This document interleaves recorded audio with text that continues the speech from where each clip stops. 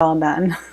I think maybe 5 times a week people ask me how I get it all done, because I get a lot done. And here's a typical day in my world. You ready for it? I don't want to overwhelm you. If you're easily overwhelmed, I suggest that you put me on mute for a minute. Usually I'm up at 3 in the morning because my puppy needs to go outside, and yes, that's an issue.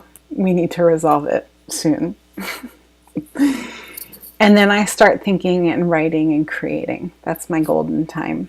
And then at 7:30, I go work out with a bunch of really joyful people who make me smile and laugh and remind me of how much progress I have to obtain.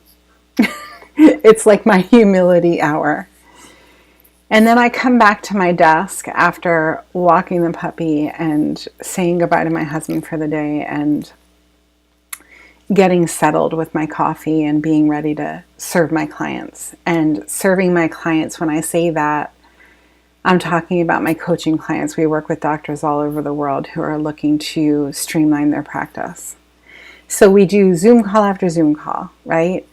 And then I create some kind of creative for you, my audience. And then usually I'll take like a 20-minute, 30-minute nap. And then I go to my office and I adjust. That's a typical day in my world. And then I come home and I crash. And somewhere in there, I'm eating a lot. I eat a lot of food. So I'm prepping the food. I'm eating the food. I'm cleaning up from the food. I'm also getting the housework done. How do I get it all done? And one time I was asked that, and my answer was, I just do things really fast. And I think fast, I move fast, I get things done fast. And it was offensive to the person that was listening. So I'm going to go through step by step how I get it all done. And I'm hoping that this is helpful to you. I'm also going to say that wherever you're watching this, you can grab the efficiency guide.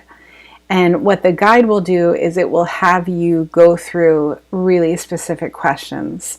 Where is time getting wasted? Wasted time is the biggest subluxation to getting a lot done.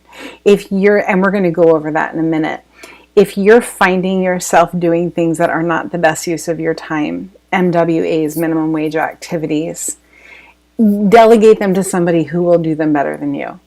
And I think that the difference between, actually I know this for sure, the difference between succeeding with getting a lot done and not succeeding is knowing whether or not you're in your lane of genius.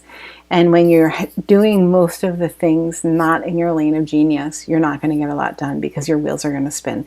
You can only do, for the most part, one thing at a time really well. That's not necessarily true, but for the most part, it's true, right? So let's take a look at the list, shall we? I got a lot of windows open here, you guys, because I have a lot that I want to share with you. There we go. Okay, you ready? Okay, isn't that fancy? Let's just go through one by one. And these are the things that I have used that have made a big difference for me. Truth be told, I definitely threw this into ChatGPT to get the right words on it because I was kind of last minuting this presentation or this share. But I think that these points are pretty well anchored. So set your clear goals.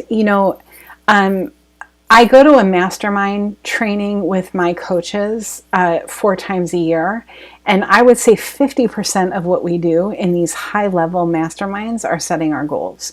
So when was the last time you sat down and wrote out what your goals were? Physical, emotional, spiritual, career, relationship, family. Set your goals. Make them clear. Hold yourself accountable to them. Prioritize your tasks. I love this one. And this is one that I fall short of often because I'll get wrapped up in doing something. Like I'll get wrapped up in, here's an example. I'll go to take out the garbage and then I'll realize that the garbage can needs to be washed out. So then I'll go take the garbage can outside, I'll wash it down with the hose, and then I'll dry it. And then I'll reline. Like that's 15 minutes where I could have got. So set priorities for the way that you're going to organize your day, the way that you're organizing your tasks. What really needs to get done today and what can take a back burner or what can be delegated. Breaking tasks into smaller steps. A lot of people that we work with, let me just minimize this. One of the courses that we offer inside of Staff Plus Practice Academy is all about either writing a book or creating an online course, like taking a big project and chunking it down.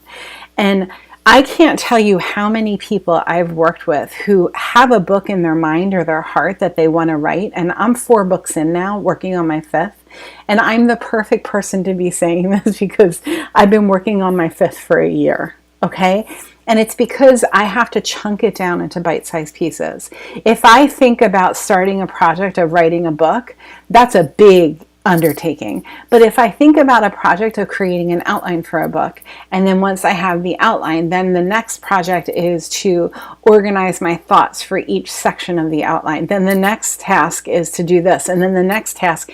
But if I think I have to write a book, I'm never going to start because it's insurmountable. It's too big. I've been running lately. It's like my new favorite thing to do. And when I started, and you guys, I do CrossFit a lot. Like I'm constantly working out. When I started running, it was hard for me to get a mile down. And that was a couple of months ago. And this past week I hit 5 miles. But if you had asked me to do 5 miles a couple of months ago, I would have never started running because it would have been too overwhelming. I had to start with less than a mile.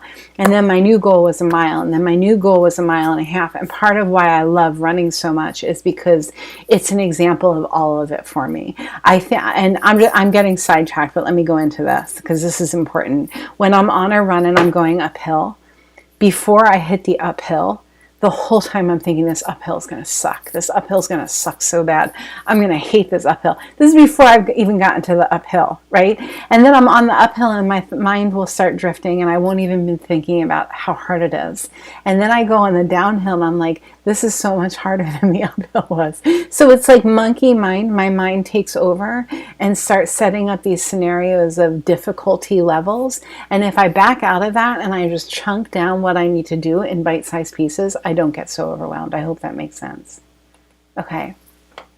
Set deadlines. So probably the most important the most important thing that I do as a coach, that we do inside of Staff Plus Practice Academy, is we hold our clients responsible for time, energy, deadlines. We say, I just did this morning with one of my clients. His goal was to send out a 7-word email to his practice members. And if you don't know what a 7-word email is, this is one of the things that we're going over in the Marketing Masterclass. And I said to him immediately, tell me when your deadline for this is. When are you going to get this done by?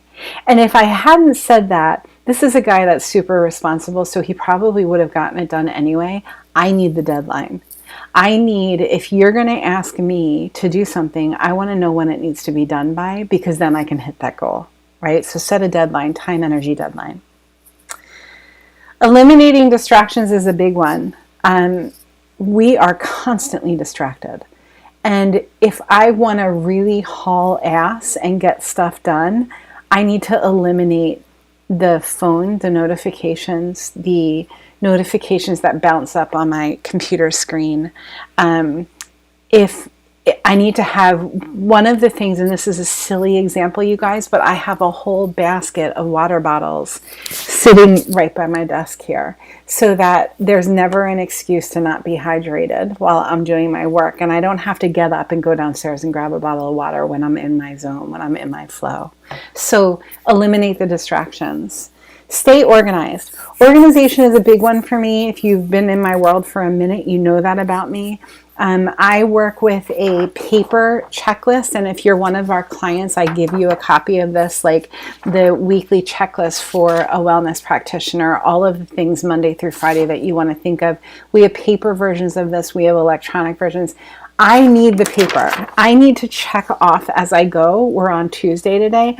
I've only done one thing on my checklist, so I don't leave my desk until the whole thing is done or I've made a plan to do it tomorrow. I need this checklist, but then I also have an entire book. And the way that I use my book is every week, this is just where I take my notes. This is where, if I'm in a meeting with somebody, I write down if I have a new idea. I'm constantly getting new ideas when I'm in flow, so I gotta write it down, and then I can track back. What were my ideas last week? Did I highlight them? Did they get done? And then I also have like a really lovely monthly view, so that I can just see the whole month at once. Some people don't need the paper version of it. I do. I'm old school. I grew up not on computers. If you're 50 or over, your brain was developed not on computers. So chances are, whatever we grow up on, whatever our DNA evolves on, if I have a practice member who comes in for chiropractic care and they grew up doing ballet every day, 5 days a week. They dance for 10 years, and they come to me and they're 30 years old. They just had their first baby. They're filled with pain. They're carrying an extra 50 pounds that they want to let go of. They are on medication. They're all of these things. The first question I'm going to ask them by looking at their history is, what?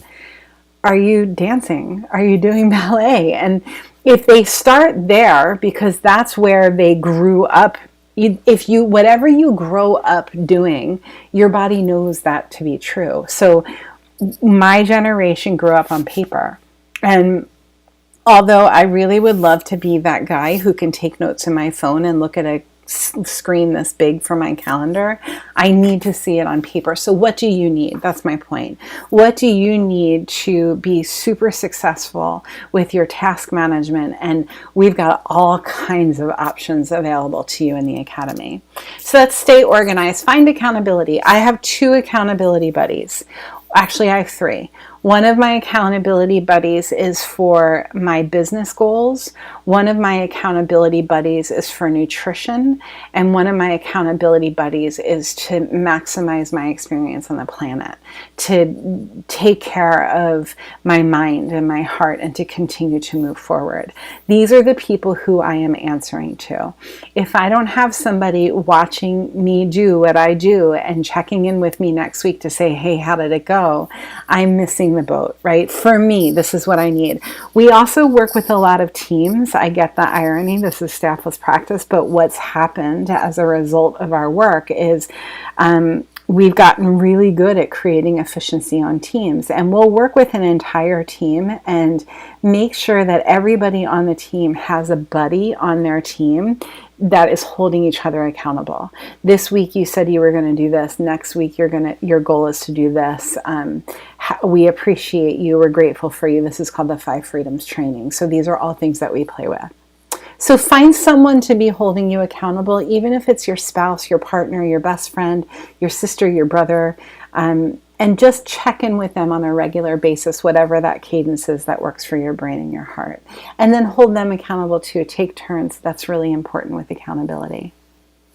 Reward yourself. So these days, my reward is to give myself chunks of time unplugged. And I'm not good at doing it because I always have an idea and I always want to get to the next thing. So I've created the solution of just writing down the thoughts and then coming back to them when I'm plugged in again. So what are the rewards for yourself? Little micro goals, like a goal of, let's say that we're talking about the goal of growing the practice by 10% in 2024. So one of the that's a big goal. That's a big feat, right? One of the micro goals might be to increase the practice by 2 patient visits each week. 2 patient visits, 2 patient visits, 2 patient visits. And then you might want to set a reward for each one of those goals. And the reward could be, for every 2 patient visits a week you go up, you can throw $100 in a pot for paying for a new piece of equipment or something that you want for the office. This is just an example, you guys, of the way that you can reward yourself for setting and hitting those micro tasks.